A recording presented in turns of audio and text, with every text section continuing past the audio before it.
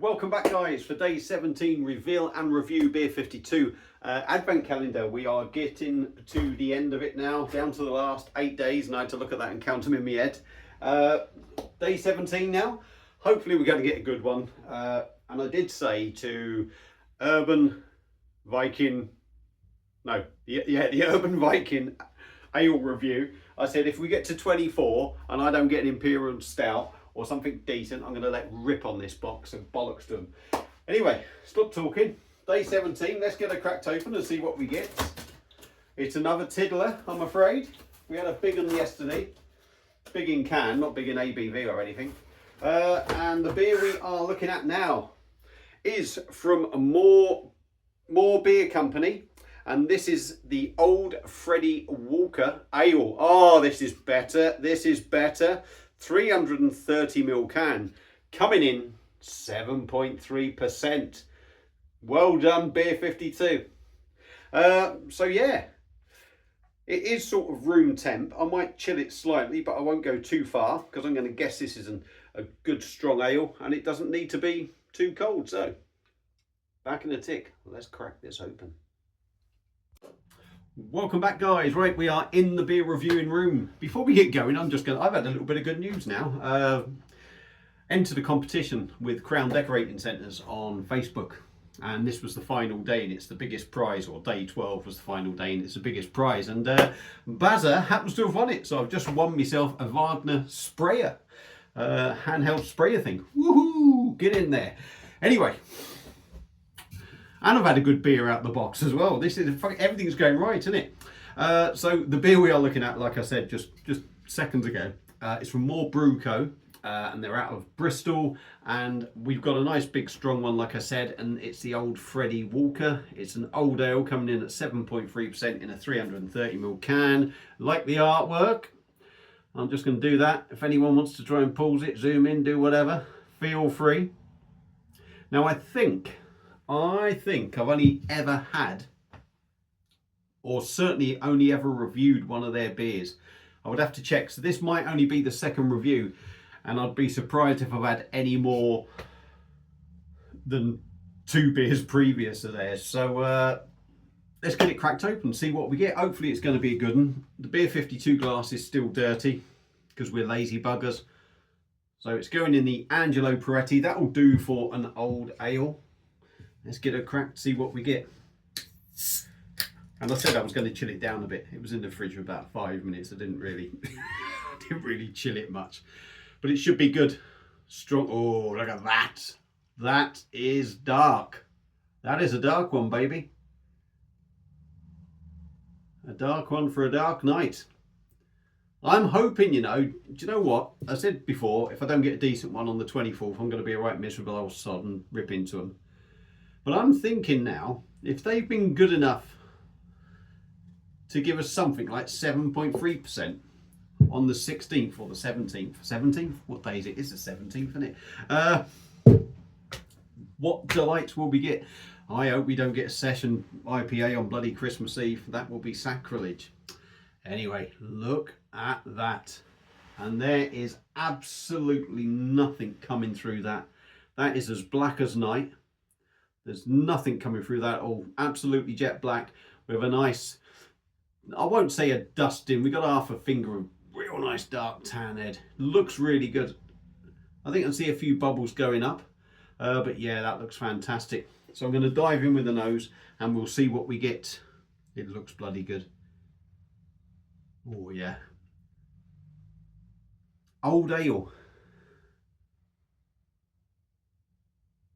It's definitely got that roasty sort of coffee sort of stout thing in it. A little bit boozy. There is a little bit of that booziness there. And I think there's a bit of dark fruit going on. Raisin, maybe fruitcake-like. A touch sweet, hoppy, but not in the sense of hoppy as in craft beer, but as in sort of like old ale or English ales, if you like.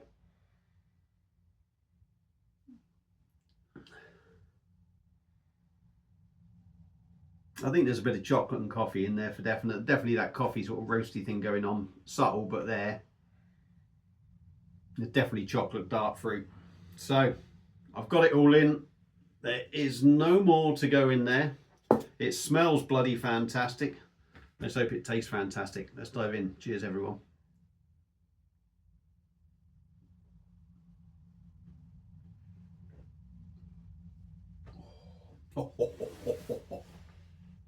That is a very good beer.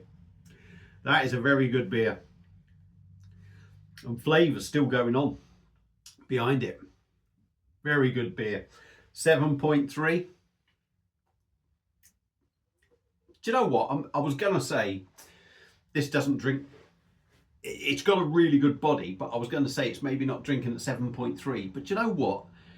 Generally, beers don't drink as heavy as I expect. So in this case, I'm going to say this is drinking really good for 7.3%. I think that's got a decent body. It's not up there with the Omnipollo Stout that was 6%. That was just absolutely unreal. But this has got a fantastic body, and that is a fantastic beer.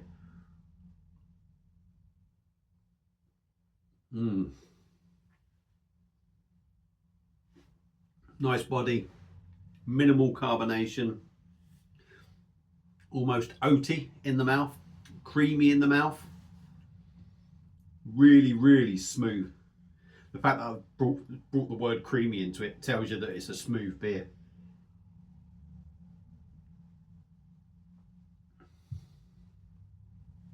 I would go as far to say a fraction more carbonation would be nice in there, which is a very rare thing for me to say. Not particularly bad. The carbonation is nice. Could just do with that a little bit more, I think. Just a fraction. But how do you judge carbonation? I don't know. What is it? You turn the switch to up another notch? I don't know. But that is fantastic.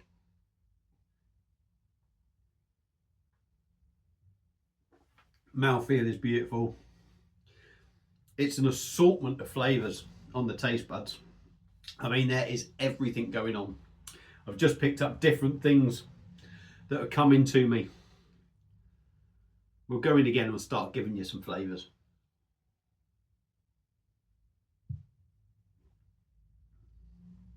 Roasty, coffee, bitter, chocolate, aniseed, not the aniseed, the licorice.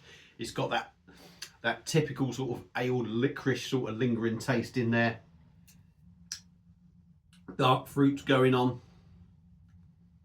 Raisins, maybe sort of like, it almost feels like I said, a fruit cake, but when you get that sugariness from a rich cake, you could say brown sugar sort of thing going on in there. Pardon me.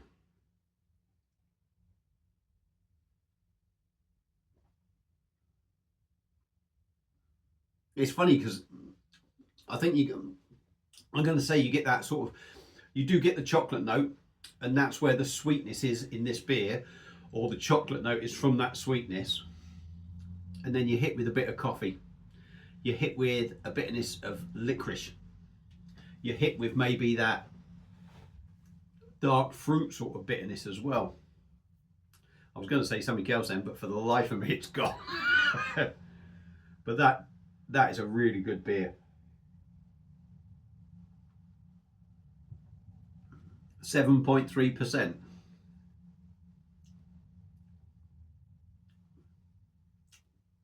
Now, I was going to say is nowhere. And it's nowhere in the sense that there's no massively overpowering sort of alcohol taste that you might get with some of these dark old ales. But you do feel it. You do feel that it's a big number. It's a big boozy number. But it's not unpleasant. It's not unpleasant. It doesn't take that drinkability away from the beer. That is fantastic. That's a really nice beer. I'm going to say what the only thing I'm missing is a bit more fizz in the beer. I would like just a little bit more fizz, because now that carbonation's worn off a little bit more now. I don't want to say it certainly doesn't leave it watery, but without it, the beer feels a little bit lighter, and I think it could do with just a fraction more, but still, it's still a fantastic beer. So day 17, we've had a good one, we've had a banger. Cool, imagine that on cask. Oh my God, that would be amazing. More Beer Company, Old Freddie Walker, and their Old Ale coming in at 7.3%. Gets a massive thumbs up from me. That is a fantastic beer. I guess this beer calendar is one of them. You put up with a lot of shit, and it seems to be every now and then we get a really nice one, and that sort of makes it worthwhile, if you like. But yeah, a decent drop. If you've had it before on cask or anything else, let me know. If you've got this in your advent calendar and you're still waiting for it to come out, or you're still waiting to drink it, let me know your thoughts when you drink it. Thanks for watching, everyone. Hope you've enjoyed it. I know I've waffled on a little bit, but I will see you back for day 18. See you again. Ta-da.